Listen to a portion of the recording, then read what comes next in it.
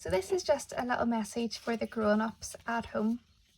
I'm going to post a few videos of books over the next few weeks that you can use at home.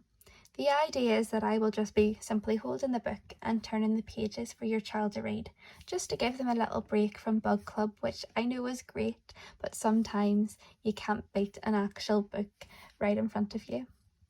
So the most important thing to remember is that when we read in school, it is guided reading. We don't expect the children to know every single word that's on the page, not at all. We as grown-ups are there to help with some of the words that they're going to find a little bit tricky. But one of the most important things to remember is that their keywords that they learn at home already are so important. And those words will appear really frequently in these books. So before going and reading all the books, it's really important to make sure that you've had a wee look at your keywords with your children. And even if there's words there that they're struggling with, take a look at the book and see if you can find that tricky keyword in the book and maybe play some games. That's no problem. There will also be words in the book that obviously aren't their keywords. And you will notice that in all of their books, there's lots of pictures. So we encourage the children in school, before they get help from an adult or from me, to try and figure out the word for themselves. So if it's not a keyword, they may want to have a little look at the first sound.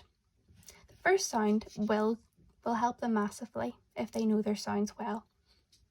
If that hasn't helped, if they know it's the B sound or the D sound or whatever it is, they can then have a look at the picture. And it's really important then that they're able to put both of those skills together. If after that they still haven't been able to figure out what the word is, don't be afraid. Give them a little bit of help. Tell them what the word is. But it's really important then when you've told them that word, that they reread the sentence and correct it with that word in it. And that will ensure that there's a bit of progression there, even though that they have asked for help.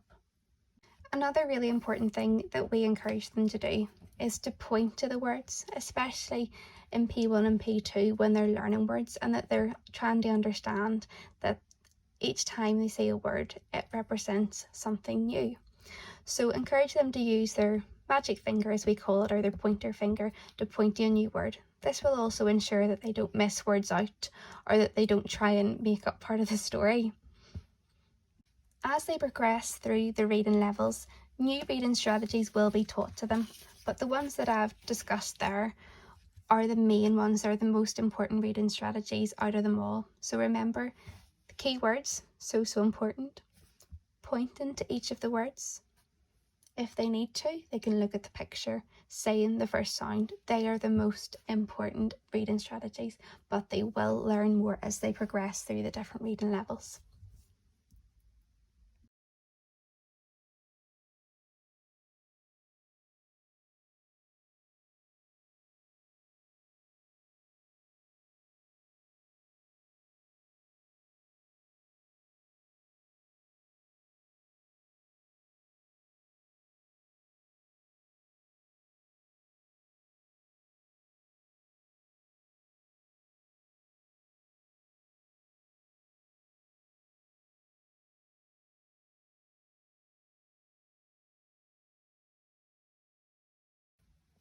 Hello boys and girls, before we get started with reading some books, I would like to go through some keywords that will be useful for the next set of books that we're doing. So if you know the word, can you shout it out really loud for me? I, well done. What about this one? And, well done.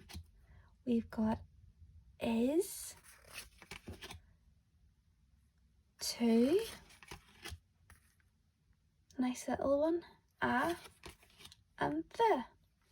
Okay, I'm going to show you them once more, and I would like you to see if you can remember those for me.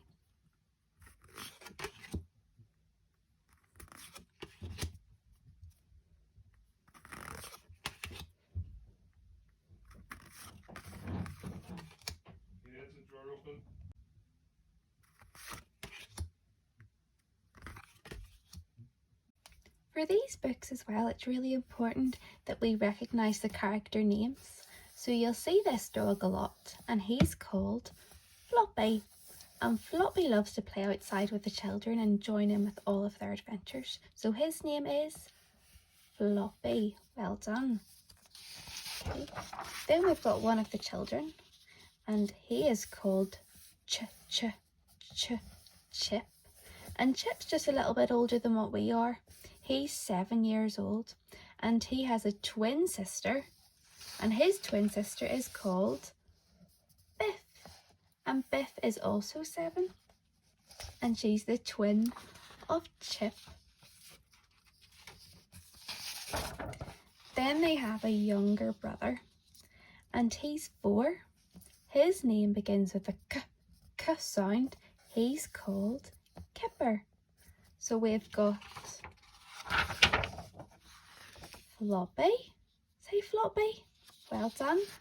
We've got Chip. Say that really loud. Super. And we've got Kipper. Super. Can you remember the name of Chip's twin? Yeah, she's called Biff. Well done. You'll also see in the books that there's Mum and Dad. This is Mum. And Mum begins with the m sound. And it also ends in the same sound. So it's mum. And over here we've got Dad. Dad begins with a d sound. And it also ends with the d sound. D. And Mum and Dad, they help to look after Floppy, Biff, Chip and Kipper.